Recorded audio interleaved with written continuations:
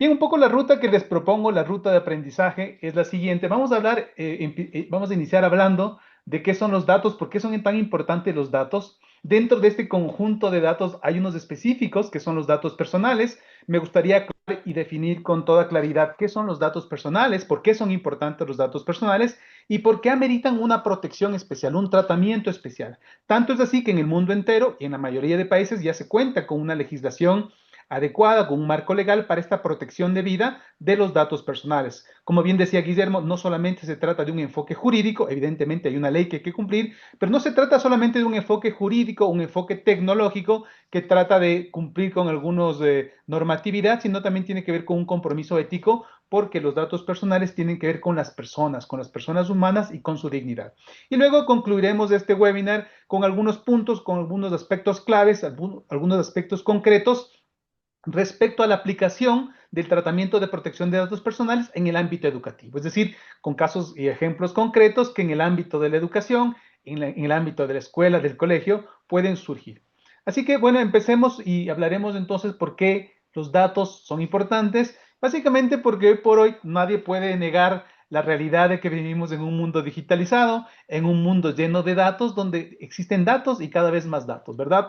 Los datos y la información son parte de nuestra vida diaria, continuamente se generan de manera casi automática, casi de manera que no nos damos cuenta, estamos generando datos de nosotros mismos, de nuestra actividad, de manera cotidiana y de manera muy intensiva. Nosotros somos responsables de capturar momentos, de documentar nuestras actividades, de tomarnos fotos, de escribir correos electrónicos, de escribir comentarios, de interactuar en redes sociales. Y esto hace que los datos en este mundo digital se conviertan en un activo estratégico. Cuando digo activo, la palabra activo tiene una connotación de valor, es decir, que los datos tienen valor. Básicamente, ¿por qué? Porque, por ejemplo, en el entorno de las empresas, específicamente en el entorno, por ejemplo, de las instituciones educativas o de cualquier organización, normalmente, o la mayoría de veces, nosotros tomamos decisiones basadas en datos. Es decir, en función de los datos que tenemos, de la información que se nos proporcione, tomamos una acción concreta, ¿no es cierto? En función, por ejemplo, de una calificación de un estudiante, se toma la decisión de promoverlo, de no promoverlo, de, se, en función de un dato, por ejemplo, económico, crediticio, de facturación, se toma una acción, una decisión de cobrar, de no cobrar, de descontar, de dejar de cobrar, etcétera, etcétera. Entonces, como vemos en el mundo cotidiano, ¿no es cierto? Si nosotros nos enteramos, por ejemplo, que el cumpleaños de un amigo es el día de hoy, tomamos una acción, ¿cierto? De pronto le llamamos, le felicitamos, escribimos un correo en su página de Facebook, o le mandamos un mensaje de WhatsApp, o le compramos un regalo si es un amigo más cercano. Es decir, que siempre, o ahora normalmente estamos rodeados de datos y de información que se van generando y nosotros, nuestra vida particular, nuestra vida social, nuestra vida económica, nuestra vida eh, organizativa, organizacional, van tomando decisiones en función de estos datos. ¿Qué es lo que está pasando en la actualidad? Es que estamos pasando a este mundo del Big Data que se llama. Y el Big Data significa la masificación de datos. Y seguramente ustedes me van a dar la razón en el sentido de que cada vez generamos más y más datos, ¿no es cierto? Entonces aquí hay un desafío, no solamente del volumen de datos, que es lo que nosotros llamamos Big Data, pero no solamente se refiere a la gran cantidad de información que vamos generando día a día, sino también al volumen, como hemos dicho, sino también a la variedad. Es decir, hoy por hoy no solamente estamos generando información, por ejemplo, documentada, como en documentos de Word, de Excel, de PowerPoint, sino que también tenemos un sinnúmero de información en otros formatos, formatos multimedias, fotografías, por ejemplo. Podemos hacer un ejercicio concreto y a lo mejor ustedes pueden tomar su celular, pueden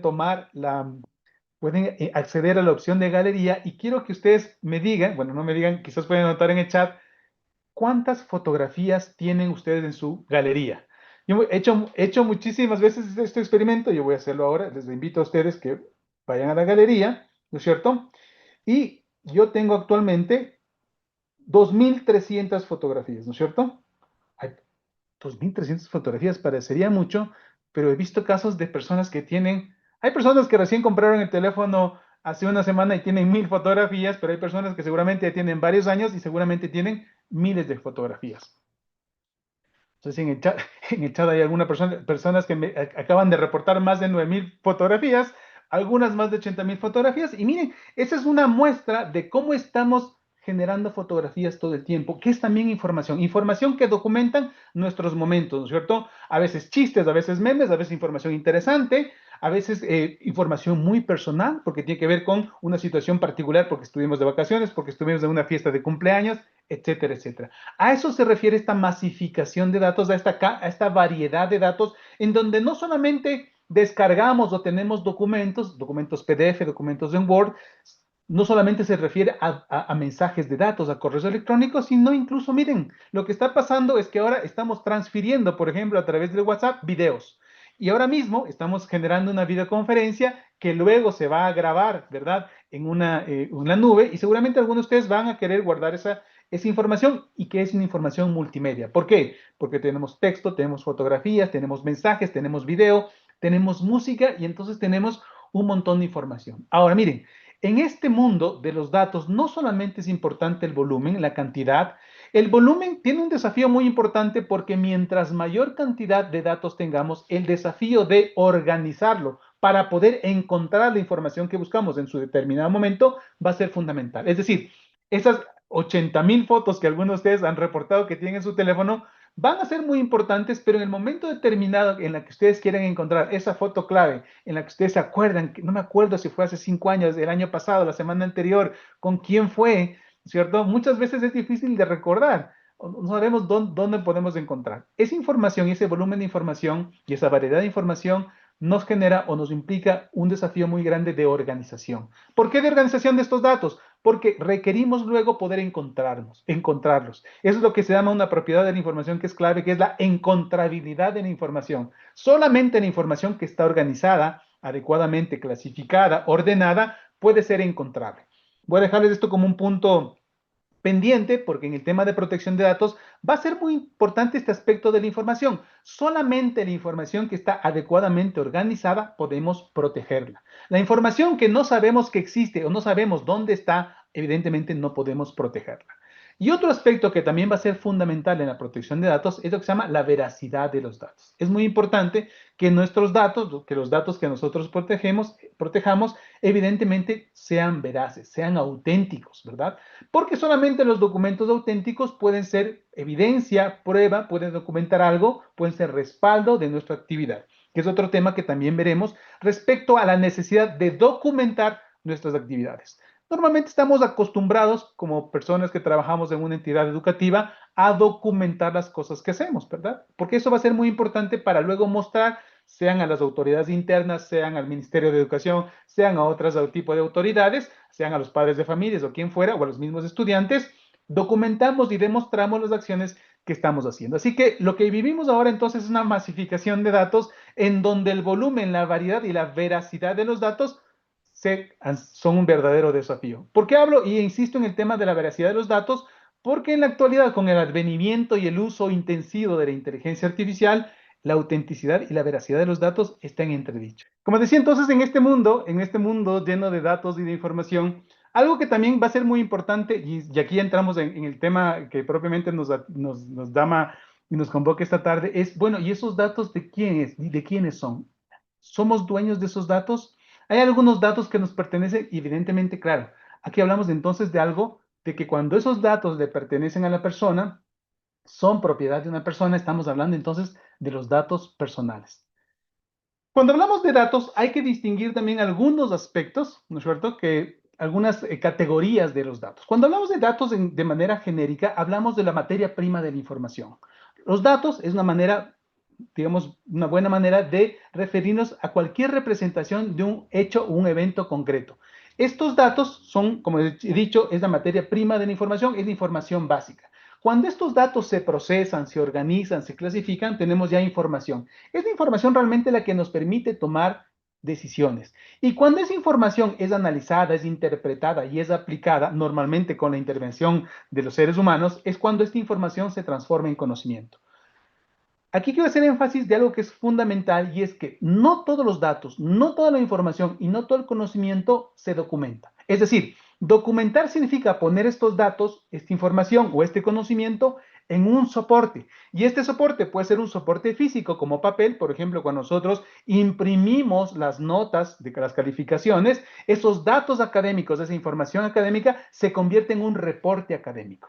Ese reporte académico es de que nosotros tenemos que organizar y proteger. Ahora, ese soporte puede ser físico, si es que imprimimos, o puede ser digital si ese reporte está en un formato PDF y de igual manera le transferimos, le compartimos, por ejemplo, a los estudiantes, al padre de familia, a los representantes, etcétera, etcétera.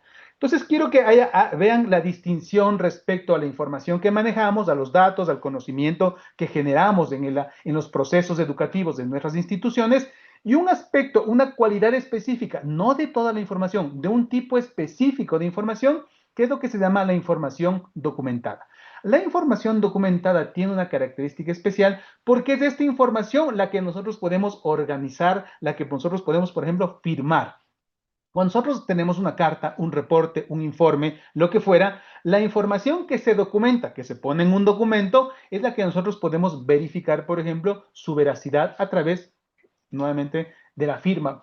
Y esta es una forma nosotros también de proteger que esa información, por ejemplo, no sea modificada. Bien, después de entender cuáles son estas categorías de información, me gustaría profundizar y ya entrar a explicar qué son los datos personales. Dentro de todos estos datos, ¿verdad? Nosotros podemos tener muchos datos. Por ejemplo, un dato puede ser que Quito es la capital del Ecuador, es un dato, pero esto es un dato que no es un dato que tiene una vinculación con una persona. O, por ejemplo, podemos decir que actualmente la temperatura es de 22 grados centígrados y es un dato muy importante. O puedo decirles que en este momento está lloviendo, es un dato muy importante, puede ser clave porque tenemos entonces, esto nos permite saber si es que vamos a utilizar un paraguas o no. Pero este es un dato que no es un dato personal, ¿sí? Existen dentro de este mundo de datos, datos personales. ¿Cómo se definen los datos personales? Los datos personales son aquellos que identifican o hacen identificable a una persona natural, de una forma directa o indirecta. ¿A qué se refiere con una persona natural? En el mundo jurídico, ¿no es cierto? Aquí nos vamos a meter un poquito en la parte esta jurídica. Las personas, los actores, quienes pueden ejecutar acciones, se dividen en personas naturales o personas reales, que somos nosotros, todos los que somos de carne y hueso somos personas naturales, personas reales. Y luego existe también un mundo de personas ficticias, que no existen, pero pueden tomar acciones, que son las personas jurídicas. Vamos a poner un ejemplo. Cuando estamos hablando de un determinado colegio, un colegio puede tener una personería jurídica. Esa persona no existe, no es de carne y hueso. Pueden existir paredes, puede existir un rótulo, puede existir un sitio web, pero no es una persona de carne y hueso. Esa persona ficticia o persona jurídica es una persona que es capaz de hacer cosas, ¿no es cierto? Porque uno dice, yo me matriculo en tal colegio, yo asisto a tal colegio, yo me pongo la camiseta de ese colegio, pero esa persona no existe.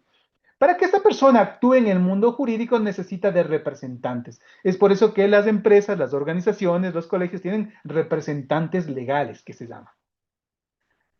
Algo que es muy importante aclarar es que los datos personales identifican a las personas naturales, no a las personas jurídicas. Solamente somos nosotros, las personas de carne y hueso, las que podemos tener datos personales. ¿Qué tipo de datos personales? Todos los que ustedes justamente puedan imaginarse que nos identifican. Aquí he puesto una fotografía que es una mano, ¿no es cierto?, entregando una de estas tarjetas de presentación. Ahora ya no son muy ocupadas en el mundo actual porque todo es a través de códigos QR y de temas digitales, pero hace algún tiempo era común que nosotros entreguemos nuestros datos personales de contacto a una persona que nosotros quisiéramos que nos contacte. ¿Por qué he puesto este ejercicio en particular? Porque este es un caso en donde documentamos en una tarjetita de cartón nuestros datos. Normalmente, ¿qué poníamos? Nuestro nombre, nuestro apellido, nuestro cargo, nuestra empresa, nuestro correo electrónico, nuestro teléfono, etcétera, etcétera. Poníamos datos personales, datos que nos permitían identificarnos, datos que incluso que nos podían ubicar porque poníamos la dirección de nuestro trabajo, por ejemplo, y entonces éramos datos que nosotros consentíamos. Voy a hacer especial énfasis en este tema. Nosotros decidíamos voluntariamente entregar estos datos a una persona. ¿Por qué hago esta insistencia en el consentimiento y en la entrega de estos datos? Porque en la actualidad ya no es solamente a través de una tarjeta de estas de datos personales, sino que normalmente en nuestra interacción en las redes sociales, nosotros consentimos de una manera a veces, de manera un poco implícita, casi no nos damos cuenta, estamos otorgando un montón de información personal. Por ejemplo, cuando nosotros navegamos a través de un sitio de compras y nosotros seleccionamos un artículo o tenemos ciertas preferencias o visitamos unos sitios o vemos unos videos, estamos entregando información personal de nuestras preferencias. ¿Verdad? Cuando nosotros, por ejemplo, en una red social subimos una fotografía de nosotros en una fiesta, subimos en un acto con nuestra familia, en nuestras vacaciones, cuando nosotros comentamos en una red social si estamos de acuerdo o no estamos de acuerdo con una política, estamos de acuerdo, estamos en contra de la guerra, de una opinión de una persona, de lo que fuera, estamos emitiendo nuestra posición política, que es una forma de identificarnos. Entonces, en la actualidad, en el mundo digital, todos los días estamos de manera directa, no siempre conscientemente, pero estamos nosotros entregando datos personales. Los datos personales pueden ser algunos más sensibles, otros más inocuos, es decir, que no son más neutros. Por ejemplo, todo dato personal, todo dato que me identifica como persona es un dato personal. Pero algunos datos personales son más o menos neutros. Por ejemplo, ustedes me pueden ver ahora a través de esta conferencia y ustedes me pueden ver de qué color es mi cabello, qué color son mis ojos, si estaríamos presentes de cómo estoy vestido, etcétera, etcétera. Y esos son datos que me definen. Eso no es relativamente tan grave, ¿no es cierto? Uno dice, no, pero ¿y qué pasa si yo comparto la forma en la que estoy vestido? O, por ejemplo, cuáles son mis gustos. Y en general, esos son datos que además se hacen públicos en la medida que yo estoy compartiendo con ustedes este video o ustedes están asistiendo a esta charla. Entonces, esos son datos personales, pero que no son sensibles. Ahora vamos a ver un poco la categorización y por qué es importante luego el tratamiento de datos, porque dentro de los datos personales existen unas esferas que tenemos que cuidar. Dentro del ámbito más interno están lo que se llaman los datos íntimos. La esfera de la intimidad, y es justamente luego cuando vamos a hablar ya de las leyes, este es el derecho de la privacidad y de la intimidad en la que debe protegerse, son aquellos datos que son intrínsecos a la persona, que son, si podríamos decir, secretos de la persona, son íntimos, son algunas cosas que no quisiéramos revelar o que revelamos a un círculo muy pequeño. Esos son los datos íntimos, datos, por ejemplo, genéticos, los datos biométricos, la forma de las fotografías de nuestra cara, por ejemplo, las huellas dactilares, son datos íntimos o datos confidenciales que tienen que ver con la identificación de la persona y que ya en la Constitución de la República, en el caso del Ecuador, están identificados como datos sensibles. Estos datos sensibles tienen que ver específicamente, por ejemplo, con la identidad de género, con nuestra orientación sexual, con la religión, la afiliación política, con nuestro pasado judicial, con la condición migratoria, con nuestros datos de salud. Estos son datos, ¿por qué se llaman sensibles? O cómo, una buena pregunta de cómo identificar un dato personal sensible es cuando a través de este dato o por causa de este dato podemos ser discriminados de manera grave. Voy a hacer un énfasis en la parte esta grave, ¿por qué? Porque en general un dato, una cualidad, una categoría de una persona siempre puede generar discriminación, pero no todas las discriminaciones en el ámbito más amplio de la palabra tienen que ser graves o pueden ser, digamos, atentatorias a la dignidad humana. Les voy a poner un ejemplo. Hay algunos datos personales públicos, es decir, una forma en la que yo me identifico que podría generar cierta discriminación, pero no por eso significa que sea malo. Ejemplo, si es que yo soy pequeño, ¿no es cierto? Depende del contexto. Yo, no sé, soy pequeño de estatura o soy alto de estatura. Yo puedo diferenciar una persona que sea alta de una más bajita, de una más alta, de una menos alta. Ese dato que es público, que es evidente que yo pueda ver, ¿no es cierto? Es un dato que evidentemente no necesariamente genera una discriminación, a menos que sea utilizada en un contexto, por ejemplo, para hacer una especie de acoso, de bullying, etcétera, etcétera. Es decir, en este caso podría considerarse, sí, ese dato de la estatura, una información que pueda ser un dato sensible. En otro caso, y depende mucho esto del contexto, en general, por ejemplo, la información de la religión de una persona puede ser sensible. Hoy por hoy, desgraciadamente, vivimos muchas acciones, muchas realidades en donde, por ejemplo, en otros países se está incluso atentando contra la vida de personas que pertenecen a una cierta religión. Sí, por ejemplo, ahora mismo en Estados Unidos ha habido casos desafortunados de personas que van y disparan contra iglesias cristianas, contra iglesias mormonas, etcétera, etcétera. Es decir, la filiación o la religión, ¿no es cierto? puede ser un dato sensible y por tanto no siempre debería ser revelado. Ahora, depende del contexto. Cuando nosotros estamos aquí congregados entre representantes de colegios católicos, el hecho de uno decir yo soy católico y profeso la fe católica no genera discriminación. Entonces, lo que quiero decir es que este tipo de información hay que saber englobarlo en cada una de estas esferas, íntimas, confidenciales o públicas, en función también del contexto. Evidentemente, por ejemplo, el nombre de una persona es un dato personal, pero es un dato personal público. Es decir, por el hecho de que yo me llame Hugo o Guillermo se llame Guillermo, en realidad nadie le va a discriminar, ¿sí? El hecho que yo sea de Quito, por ejemplo, nacido en Quito o que vive en tal parte, tampoco en principio es un dato público. Los datos públicos son los que normalmente se pueden encontrar en bases de datos públicas, se puede, aquellas que nosotros hemos publicado, hemos consentido de manera, digamos, libre. Ahora, miren qué es lo que está pasando con la realidad. Es que si ustedes se fijan, muchos de estos datos, por ejemplo, de estados de salud, de orientación sexual, de religión, de filiación política, nosotros les hemos sacado del ámbito íntimo y lo hemos puesto en el ámbito público. ¿Cómo? Cuando nosotros, por ejemplo, en una red social decimos que desde una persona dice, yo ahora me declaro musulmán, o yo, por ejemplo, les cuento que ahora tengo una enfermedad que, no sé, hay muchas personas, sobre todo artistas, ¿no es cierto?, que están en el mundo que son famosos, que incluso de manera abierta dicen, ahora sufro de cáncer, o de manera, uno podría decir, de manera muy pública, comparten información que está en el ámbito íntimo, en el ámbito personal. Entonces estamos viviendo ahora mismo, lo que quiero decir, estamos viviendo una realidad en donde el nivel o el estado, la cualidad de estos datos personales es bastante laxo y fluctúa desde un ámbito íntimo a un ámbito público, ¿cierto? Porque nosotros mismos nos hemos encargado de publicar y publicitar estos datos. Esta clasificación va a ser muy importante porque no todos los datos personales merecen o ameritan el mismo tratamiento. Ya vamos a hablar en un momentito qué significa esto del tratamiento de los datos y por tanto, algunos van a requerir, como ya vamos a ver, que las personas consientan de manera explícita el uso de los datos, en otros casos no.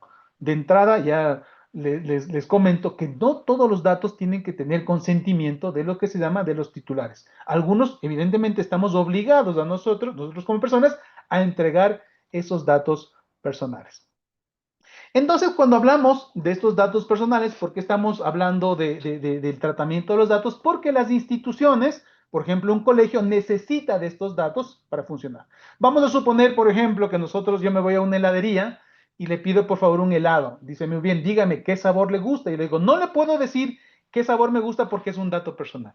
Y claro que el sabor de mi preferencia, que a lo mejor es el chocolate, es un dato personal. Pero si es que yo no le digo que el helado que me gusta es de chocolate, el señor no me puede vender el helado que yo quiero. Entonces, en este caso, yo necesito decirle que necesito que me guste el helado de chocolate. Me voy a comprar, por ejemplo, una ropa, un pantalón, una camisa, y me dice muy bien, señor, ¿qué talla es usted?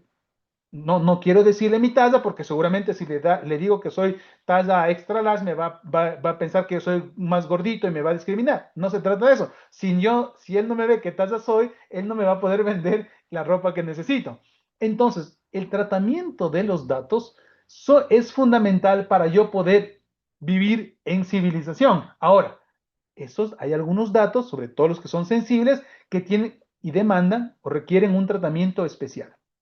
¿Por qué? Porque las organizaciones, las instituciones educativas, especialmente, fundamentan sus actividades en la toma de decisiones, proveen sus servicios educativos, por ejemplo, con base a datos en general y a datos personales en particular. Cuando hablamos de las actividades de tratamiento de datos, ¿a qué nos referimos? Nos referimos a la forma en la que recolectamos. Cuando preguntamos, cuando llenamos formularios, es una forma de recolectar los datos. Un aspecto que deben tomar en cuenta, que es muy importante, es que en general cuando se habla de tratamiento de datos no se discrimina por tipo de soporte. Es decir, no solamente los datos que capturamos a través del Internet, a través de formularios, son los datos que hay que proteger. Los datos que a través de un formulario impreso también nosotros ocupamos, es algo que también tenemos que controlar y proteger. ¿Cómo recopilamos? ¿Cómo los almacenamos? ¿Dónde les almacenamos? ¿Cuánto tiempo conservamos? ¿Cómo están organizados? ¿Cómo les procesamos? ¿Qué procesamiento le estamos dando? cómo les difundimos, dónde difundimos, cómo analizamos, cómo perfilamos o incluso cómo suprimimos esos datos, es todas las actividades de tratamiento de datos. Y dependiendo del giro del negocio, dependiendo en este caso de la actividad fundamental que es la educación, nosotros tenemos que saber cuánto tiempo, cómo lo estamos recopilando, cómo estamos almacenando, cómo estamos difundiendo esos datos, ¿sí?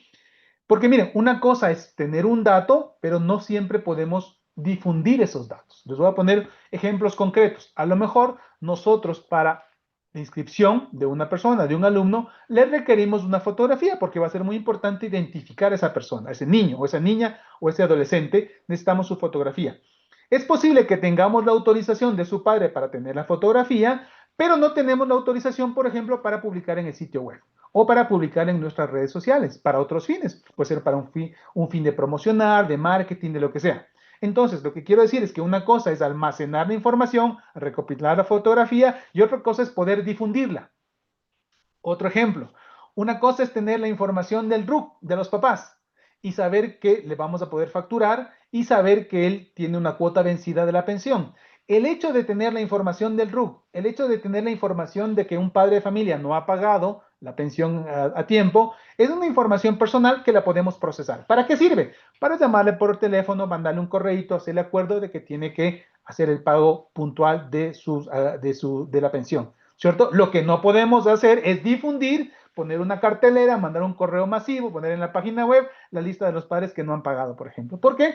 Porque eso atenta no necesariamente contra la privacidad, sino atenta con el buen nombre de las personas, contra el honor de las personas, o en el otro caso, atenta contra el derecho de imagen de los niños, niñas y adolescentes. De esto se trata el tratamiento de datos, ¿verdad? De las actividades pueden hacer con los datos. Es decir, cuando hablamos del tratamiento de datos, no solo hablamos de la protección de datos. Si bien se habla de la ley de protección de datos, realmente lo que tenemos que abordar o tenemos que tratar es el tratamiento adecuado de los datos personales, porque unos datos tienen que protegerse más que otros. No decimos que unos no tienen que protegerse, sino que se protegen, se tratan de manera diferenciada. ¿Cuál es el marco legal? Y aquí sí nos vamos a meter en el tema legal. ¿Por qué? Porque evidentemente es un tema que ya hemos mencionado. Está en el Ecuador desde el año 2021. Está vigente una ley, aunque realmente si nosotros hacemos un poco una revisión jurídica, ya desde la Constitución del año 2008, en su artículo 66, numeral 19, ya se incluye como unos derechos de las personas el derecho a la protección de datos de carácter personal. Claro que tuvieron que pasar cerca de 13 años para que este derecho, ¿no es cierto?, a la protección de datos de carácter personal se pueda y se constituya en una ley específica. Esta ley tiene el carácter de orgánica. ¿Qué significa una ley de carácter orgánica? Las leyes orgánicas tienen prevalencia, ¿no es cierto?, sobre las leyes normales, las leyes regulares. Es decir, si hay una ley que de alguna manera se contrapone con algún principio de la ley de protección de datos, la que queda vigente, la que tiene mayor autoridad es la ley orgánica por su estatus, ¿no es cierto?, de orgánica. Esta ley fue emitida, fue publicada en el año 2021, pero no fue sino 2 años después que empezó a aplicarse por varias razones. La primera es la que se dio un tiempo de adecuación que se llama para que las personas lean, entiendan la ley, y es recién hace 2 años que se empezó el régimen sancionatorio y porque también justamente hace dos años recién se nombró la autoridad de protección de datos personales, que es el superintendente de datos, ¿no es cierto? El superintendente de protección de datos personales. Y es del año 2023 entonces donde se da el inicio de este régimen, se nombra la autoridad y también se emite el reglamento de esta ley. Este es un poco el marco legal que rige a la protección de datos en el Ecuador. ¿Por qué nos interesa a nosotros? ¿Cómo nos afecta? Y claro, esta ley, como defiende el derecho de las personas, todas las personas tenemos derecho ya vamos a ver, ¿no es cierto?, a rectificar, a pedir que se cancele, a que se omita, que se rectifique nuestros datos personales. ¿A quiénes? A cualquier persona natural o a cualquier persona jurídica, en este caso a las escuelas, a los colegios, que de alguna manera traten mis datos personales. Y ustedes me dirán, ¿y las escuelas y los colegios tratan datos personales? Claro que sí, todo el tiempo estamos con información, no solamente de los estudiantes, sino también de los profesores, del personal administrativo. Y uno nos dice, pero miren, pero si nosotros solamente manejamos información de los estudiantes porque tenemos listas de asistencia, tenemos la información de la matrícula, tenemos información de las calificaciones. Y realmente si ustedes se ponen a pensar, no solamente tenemos información de los estudiantes, sino que también tenemos información de los padres de familia, porque normalmente, o representantes, porque normalmente a esos les emitimos una factura, porque a esos les convocamos a las reuniones. Tenemos información de nuestros compañeros del personal administrativo porque ellos también trabajan, a esos se les paga un salario, se les transfieren sus haberes económicos, etcétera, etcétera. Los profesores de igual manera, tenemos información de los profesores, dónde viven, cuál es su rendimiento, hacemos evaluaciones, tenemos información personal de toda esta comunidad en el ámbito educativo. Cuando hablamos del sistema de protección de datos, hablamos de algunos roles que va a ser muy importante que ustedes identifiquen, ¿sí? Y este vocabulario, empezar a manejar con soltura y con cierta solvencia este vocabulario nos va a permitir ahorrarnos muchos malos entendidos y a lo mejor algunos problemas. ¿Por qué? Porque como ya llevamos 4 años desde la publicación de esta ley y ya llevamos 2 años desde la aplicación e incluso desde la posibilidad de ser sancionados por no cumplir esta ley, es clave que nosotros entendamos qué obligaciones tenemos. Vamos a empezar a explicar rápidamente algunos de estos roles que son muy importantes. El primero, titular de datos. ¿Quién es el titular de datos? Todos nosotros. Los que somos dueños de los datos personales somos nosotros. En este caso, el titular de datos van a ser los estudiantes, el titular de datos puede ser el padre de familia, el titular de datos puede ser el profesor, el titular de datos son todas las personas jurídicas, perdón, todas las personas naturales que tengan datos que les permitan identificar o hacer identificables, ¿sí? Ahora, ¿quién es el responsable del tratamiento? El responsable del tratamiento es la persona, en este caso la persona jurídica, a través de su representante que trata datos. Entonces, ¿quién es responsable de datos? Normalmente el colegio. La unidad educativa es el responsable de los datos. ¿Y quién es responsable jurídicamente? El representante legal. Y de manera solidaria las personas autorizadas que manejan los datos. Es decir, en un colegio el responsable del tratamiento de datos es el director, el rector, etcétera, etcétera. Pero él no maneja los datos, solamente él maneja los datos. ¿Quién más maneja los datos? Todas las personas internas, como por ejemplo los profesores, personal administrativo, que manejan los datos de quiénes, de los estudiantes, por ejemplo. Entonces son los responsables del tratamiento de datos. También existe una figura que es muy interesante y es la del encargado del tratamiento. Y los encargados de tratamiento son las personas, pueden ser personas naturales o empresas, que un colegio, en este caso específicamente hablando de colegios y escuelas, un colegio contrata para que haga una actividad específica. Pongamos un ejemplo. Vamos a suponer que ustedes tienen un sistema académico, ¿cierto? Que les permite actualizar las notas, etcétera, etcétera. Esa persona, esa empresa, no son ustedes, son una persona externa, pero que tiene datos, maneja datos de los estudiantes. Es lo que se llama un encargado del tratamiento, porque ustedes a través de un encargo le están dando los datos de sus estudiantes, ¿sí? Porque es muy importante esto porque la ley, por ejemplo, exige que haya un contrato de encargo de datos, ¿sí? La ley exige que exista formalmente un contrato. ¿Por qué? Porque los encargados de datos son igual de responsables, tienen la misma responsabilidad respecto del responsable del tratamiento de datos, respecto, por ejemplo, a una fuga de información, a una difusión no consentida de información, a que la información no esté actualizada. Entonces, responsables y encargados tienen la misma responsabilidad. Existe otra figura que también es clave y es la de destinatario de los datos. El destinatario de datos es otra institución, pero que no le estamos contratando, sino que por la ley necesitamos transferirle datos. Ejemplo, las personas que trabajan en nuestra institución, los trabajadores, los profesores, a lo mejor están afiliados al IES. Y para que nosotros poder pagarles el aporte al IES, a la seguridad social, nosotros tenemos que enviar información de los datos, de la cédula, del valor del sueldo que ganan, etcétera, etcétera. Y esa información que transmitimos nosotros a través de medios informáticos tiene que ver con un destinatario de datos, ¿sí? Entonces, en este caso, el IES, o por ejemplo, un banco, si vamos a hacer la transferencia del pago del salario de un personal administrativo, de un profesor, a través de un banco y transferimos los datos del correo electrónico, la dirección, etcétera, etcétera, de esta persona, eso es lo que se llama un destinatario, ¿sí? No es un encargado porque el encargado tiene que ver con esta figura contractual, alguien que nosotros encargamos. ¿Quiénes son encargados de datos en un colegio? La institución que me provee el servicio de un sistema de académico, una empresa que me da el servicio de facturación electrónica, por ejemplo, una empresa que me da el servicio de hosting, por ejemplo, etcétera, etcétera. Todas las empresas que yo contrate para que me dé un servicio tercerizado, por ejemplo, la empresa que me hace el recorrido de los buses, yo le tengo que dar el nombre de los estudiantes, la dirección donde viven. Esos también son responsables de que esa información esté protegida, ¿sí? Porque ahora con el tema de seguridad puede ser es clave que esa información de dónde vive tal niño, tal niña, tal adolescente, no pueda ser difundida y no pueda tener acceso cualquier persona. Luego existe también el rol de lo que se llama el delegado de datos o el delegado de protección de datos, que la ley exige que todas las instituciones públicas o privadas que tengan tratamiento específico, y en el caso de los colegios es obligatorio porque son lo que se llaman datos personales especiales, que tengan un delegado de protección de datos. ¿Quién es el delegado de protección de datos? Es una persona natural, no es una empresa, no es un estudio jurídico. Es una persona contratada por la institución, puede ser alguien nuevo o puede ser alguien de la institución, que esté trabajando en la institución, ¿no es cierto? Alguien que esté haciendo trabajos administrativos, que tiene que tener dos perfiles específicamente, dice la ley. Una, que tenga conocimiento legal y que tenga conocimiento técnico. Ahora, no significa que sea un experto en sistemas ni necesitamos que sea un abogado.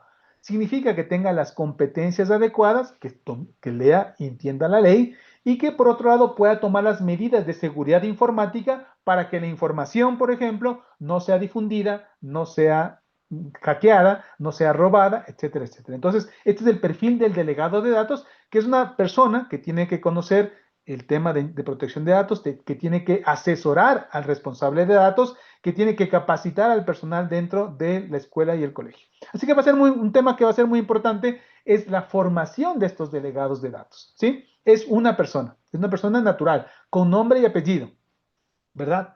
Y finalmente está la autoridad de datos que tiene el rol más de control, de promoción, de regulación y también, desafortunadamente, tiene la función sancionatoria. Entonces vamos a ver también cuáles son estos desafíos o cuáles son diríamos así, eh, sanciones que puede tomar esta autoridad. Más adelante lo vamos a ver. ¿Cuáles son los derechos que tienen los titulares de la información? ¿Qué podemos hacer nosotros como titulares de información? Los estudiantes, los padres de familia son titulares de la información y tienen derecho a acceder a la información, a rectificar, a actualizar. Tienen derecho a que se elimine la información. Tienen derecho a que se porte la portabilidad. Es decir, por ejemplo, si un estudiante quiere cambiarse de un colegio a otro, tiene derecho a que la información de sus calificaciones, su información de salud, toda la información que tenga un colegio pueda ser transportada, puede ser portable, puede ser transferida a otra institución. Tenemos derecho a la suspensión, a la consulta y también hay derecho a la educación digital. Una cosa que es muy importante y hay que aclarar es que el derecho de eliminación no significa que nosotros podemos ir o un estudiante puede ir y decir, ¿sabe qué? No me gusta mi nota de matemáticas, solicito por el derecho a la protección de datos que se elimine mi calificación de matemáticas. No, no se trata de eso. Porque la calificación de matemáticas es una ley, perdón, si bien es un dato personal, pero no es un dato personal que es obligatorio o que es fundamental para prestar el servicio educativo. Es decir, si el colegio tiene el deber de dar una formación educativa y tiene obligación de evaluar el rendimiento en matemáticas y tiene la obligación de transferir esas calificaciones al ministerio para el momento de la graduación, saber si aprobó o no aprobó esa materia, es inviable, es imposible que una persona, un padre de familia, diga, alegando esta ley, puede decir, yo quiero que eliminen esa calificación. Estoy poniendo un ejemplo un poco extremo, pero para poner en contexto qué significa cada una de estas derechos. Y luego está el tema de lo que se llama el tratamiento legítimo, y con esto quiero ya ir un poco cerrando también esta charla, sobre todo para que ustedes puedan preguntar algunos temas que a lo mejor les pueda resultar interesantes. Y cuando hablamos del tratamiento legítimo, significa que la forma en la que el colegio puede utilizar los datos personales, básicamente son 8. El primero es el consentimiento. El consentimiento es cuando una persona, en este caso el padre de familia o el mismo estudiante, algo que es muy importante es que los niños, los adolescentes específicamente, a partir de los 15 años ya pueden consentir el tratamiento de sus datos y a partir de los 15 años ya no necesitan que el representante firme por eso del consentimiento de datos, pero sí, para menores de 15 años es el padre de familia, el representante legal de ese niño, el que tiene que consentir el uso de sus datos. Pero para casos particulares, les pongo este mismo ejemplo. Si nosotros, para la inscripción, pedimos una fotografía que va a ser muy importante para la identificación del alumno, y esa información es fundamental, por ejemplo, para prestar nuestro servicio, no necesita consentimiento. Pero si nosotros queremos utilizar esa fotografía para publicarla en redes sociales, sí necesitamos el consentimiento explícito y específico del padre de familia, ¿cierto? Toda la información, todos los datos que por obligación legal, orden judicial, interés público, interés legítimo, podemos nosotros disponer, no necesitan de consentimiento. Les voy a poner otro ejemplo. Si para el tema de la salud, la integridad del niño, nosotros les consultamos cuál es el tipo de sangre del niño, ¿por qué? En un determinado momento podría suscitarse un accidente y necesitamos, por ejemplo, inmediatamente identificar el tipo de sangre de una persona evidentemente es un dato sensible. Pero el colegio no necesita tener un consentimiento porque aquí lo que pasa es que lo más importante es la protección y el interés vital del niño. Entonces no necesitamos un interés, perdón, no necesitamos un consentimiento específico para ese caso. Ahora, si es que por alguna razón una aseguradora nos dice, nos gustaría saber dentro de su colegio qué niños tienen un tipo de sangre determinado, no podemos nosotros entregar esa información, porque entonces ya no hay un interés vital ni un interés legítimo. ¿Sí? Sí, de igual manera, si nosotros tenemos información del estado de salud de los niños, que es para prevenir su bienestar, si sabemos de alguna alergia que tiene, si sabemos de alguna condición física, por ejemplo, un niño que tenga, qué sé yo, diabetes, nosotros podemos tener esa información, pero lo que no podemos es transmitir esa información. A menos, ahí sí que tengamos el consentimiento del padre de familia o del niño a partir de los 15 años para tomar una acción correspondiente, ¿cierto? O adicional. Respecto al consentimiento, entonces, en algunos casos específicos, cuando algún tipo de actividad de tratamiento de datos está por fuera de las obligaciones contractuales, lo que tenemos que básicamente asegurarnos es que el consentimiento sea libre, sea específico y sea informado. El consentimiento libre significa que no le podemos forzar a que consienta. Específico es que no puede ser un consentimiento genérico. No le podemos decir, necesitamos esta información suya para cualquier cosa que queramos hacer. Tiene que decir, queremos que usted nos consienta el uso de su imagen porque le vamos a poner en redes sociales. Y la persona podría negarse, evidentemente. Para ese tipo de usos podría negarse en ser utilizada su información específica. Como decía, ¿cuáles son las responsabilidades y por qué es tan importante la aplicación y el conocimiento de esta ley? Porque miren, básicamente el no acatamiento, el no respeto a la privacidad puede tener varios tipos de responsabilidades. Existen responsabilidades de tipo penal. Las responsabilidades de tipo penal son aquellas que pueden causar incluso un tema de pena, quiere decir un tema de privación de la libertad. En específico, el artículo 229 del COIP habla de la revelación ilegal de base de datos y estipula de 1 a 3 años de cárcel para las personas que de manera ilegal difundan datos, ¿sí? Datos personales. Y incluso 5 años si es que esta divulgación es un funcionario público, es en una institución pública. Eso es un daño penal, es una responsabilidad penal. También puede haber responsabilidades civiles y se trata de compensaciones de daño por daños y perjuicios que una persona podría alegar. Es decir, si alguien sin mi autorización difundió un video, una información mía, diciendo que yo tengo alguna enfermedad y por esa situación yo sufrí discriminación y por esa situación perdí mi trabajo y por esa situación tuve o requerí tratamiento psicológico médico, yo puedo exigir o puedo demandar civilmente daños y perjuicios. ¿Sí? Eso está en el ámbito civil. Y la ley de protección de datos en el Ecuador establece la responsabilidad administrativa. Y existen 3 tipos de niveles. Lo que se llama la suspensión de actividades de tratamiento, en la que dice, muy bien, si usted no ha cumplido con esta ley, yo le voy a prohibir que usted trate los datos personales de esa persona. Pueden haber infracciones leves, por ejemplo, cuando usted no atiende los reclamos de un cliente, de un usuario, de un estudiante, de un padre de familia, en el que legalmente diga, yo no quiero que traten esos datos, yo quiero que supriman el uso de mi imagen de esta manera, etcétera, etcétera, y no se atienen en el plazo perentorio, que son de 15 días, las multas por cada incumplimiento pueden ir de 0,1% a 0,7% del volumen de negocios, llama la ley, que realmente son los ingresos brutos anuales. Es decir, si una institución, una empresa, un colegio, vamos a poner el ejemplo, factura al año $1 millón, Las multas varían entre 1,000 y 7,000 dólares por cada infracción leve.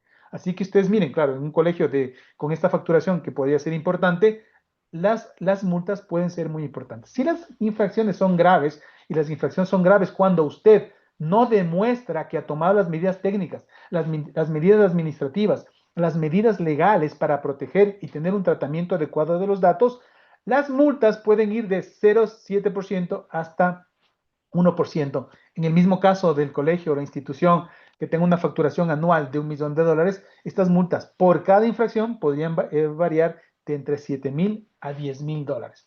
Ustedes pueden hacer ahí la comparación. Si de pronto la institución es más pequeña y la facturación anual es, vamos a suponer, de 100,000 dólares, las multas varían entre 700 y 1,000 dólares. No son poca cosa, así que este tema sancionatorio habría que tomarlo en cuenta para prevenir cualquier malentendido y cualquier incumplimiento. Ya para ir concluyendo, para darles oportunidad que ustedes puedan a lo mejor interactuar en algunas preguntas que seguramente están surgiendo y ya veo que están y pueden ser interesantes. Eh, ¿Por qué es importante? Voy a insistir, ¿por qué es importante y por qué es fundamental el cumplimiento de la Ley de Protección de Datos en el ámbito educativo? Básicamente porque la ley establece que los datos de niños, niñas y adolescentes están en lo que se llama una categoría especial de datos. Y en esta categoría especial de datos, los colegios están obligados a cumplir esta ley y no solamente eso, sino también a tener, por ejemplo, un sistema de gestión de protección de datos, un sistema de protección de datos, tiene que tener un delegado de tratamiento de datos. Y además, otro tema que podría ser adecuado tomarlo en cuenta es que los adolescentes, los jóvenes, a partir de 15 años, ya pueden consentir el tratamiento de sus propios datos. Es decir, a partir de los 15 años ya no son los padres de familia los que tendrían que hacer un consentimiento explícito, ¿no es cierto?, para que sus datos sean tratados.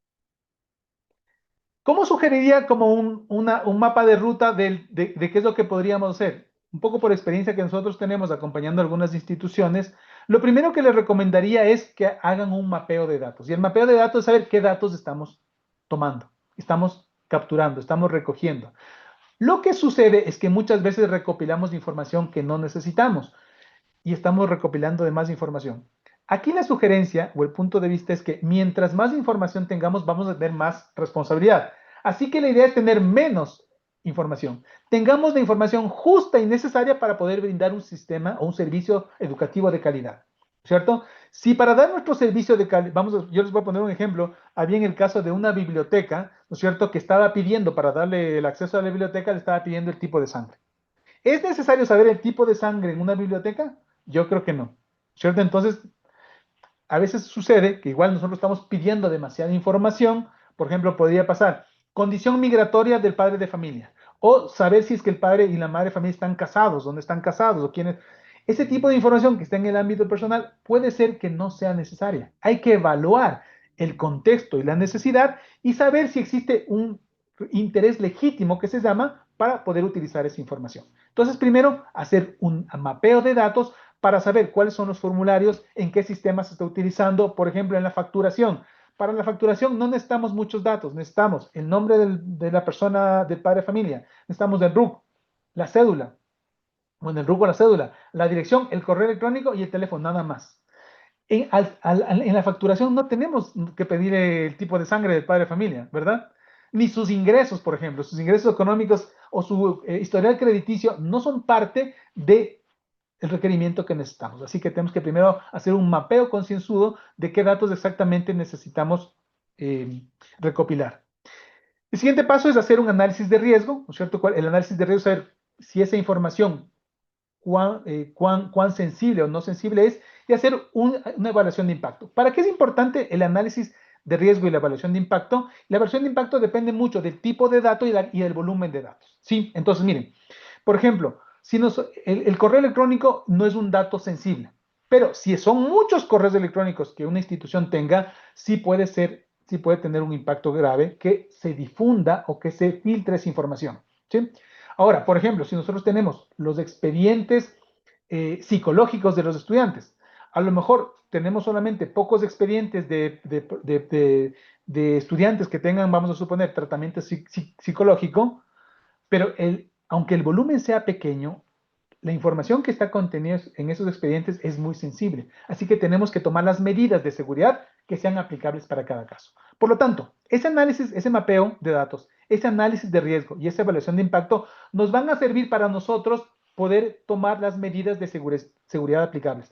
Estas medidas de seguridad son de tres tipos: administrativas, por ejemplo, poner cláusulas en un contrato, poner políticas de uso, poner algunas normas; pueden ser de tipo jurídico, que tengan implicaciones legales, y pueden ser de tipo técnico, es decir, poner password, poner una llave en el archivador, ¿no es cierto? Poner una tarjeta de acceso, encriptar la información, etcétera, etcétera. Es por eso que el delegado de datos tiene que tener un conocimiento legal y un conocimiento tecnológico para poder proteger los datos personales en nuestra institución. Y un tema que es muy importante va a ser que este concepto de protección de datos sea desde el diseño de nuestros procesos y que sea por defecto. Es decir, que siempre estemos pensando en la protección de datos. Ya para concluir, solamente quiero decir que las unidades educativas son responsables del tratamiento de datos personales, no solamente de sus estudiantes, de los padres de familia, de los datos personales de los profesores, de los datos profesores del personal administrativo, es decir, de los datos personales de la comunidad educativa en general. ¿Por qué debemos cumplir la Ley de Orgánica de Protección de Datos Personales? Porque debemos actuar con diligencia, ¿cierto? Con prontitud, con, con solvencia, con diligencia en el tratamiento de los datos personales. Estamos obligados a dar lo que se llama la educación digital a nuestros estudiantes, a nuestros profesores, para que puedan determinar justamente, para que conozcan sus derechos y puedan aplicar y demandar cuáles son sus derechos respecto a sus datos. Es fundamental que formemos y designemos a que se llama un delegado de protección de datos. En inglés se le conoce como DPO porque es el Data Protector Officer, el oficial o el delegado de protección de datos. Y algo que va a ser también fundamental es que ustedes documenten el cumplimiento. ¿Qué significa documentar el cumplimiento? Significa que tengan ustedes documentos. ¿Documentos de qué? Del mapeo de datos. ¿Documentos de qué? De la política de protección de datos. ¿Documento de qué? Documento del análisis de riesgo. Documento de la evaluación de impacto. Documentación de que ustedes están tomando las medidas preventivas. ¿Por qué? En caso de que haya algún reclamo de alguno de los titulares de datos, incluso que pueda haber alguna denuncia ante la superintendencia de datos, ustedes puedan evidenciar con documentos que están cumpliendo la ley, que tienen una política de datos, que tienen medidas de protección, etcétera, etcétera. Tal vez contarles que un poco la idea, evidentemente, de este webinar no era capacitarles en este amplio tema, sino que a lo mejor ustedes tengan una visión primaria, general, y que seguramente en próximos eventos estaremos organizando una capacitación más formal, más profunda, en la que ustedes ya puedan tener las competencias necesarias para resolver con solvencia todas estas